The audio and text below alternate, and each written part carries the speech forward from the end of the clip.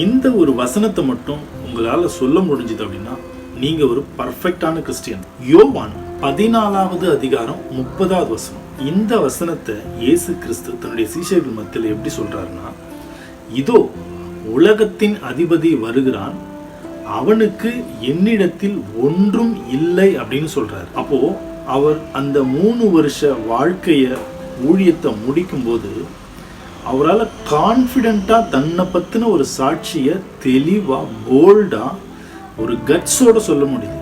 என்னன்னா, இந்த உலகத்தினுடைய அதிபதியினுடைய கையில் இருக்கக்கூடிய எந்த ஒரு கண்டென்ட்டும் என்னுடைய வாழ்க்கையில் என்கிட்ட இல்லவே இல்லை அப்படிங்கிறார். அப்படி இருந்துச்சு அப்படின்னா சாத்தானால இயேசு கிறிஸ்துவை ஓவர் கம் பண்ண முடியும். ஆனால் அவர் வாழ்ந்த காலத்தில் அவர் என்ன பேசினாரோ, என்ன சொல்லி கொடுத்தாரோ, அதுதான் அவருடைய வாழ்க்கையாக இருந்துச்சு.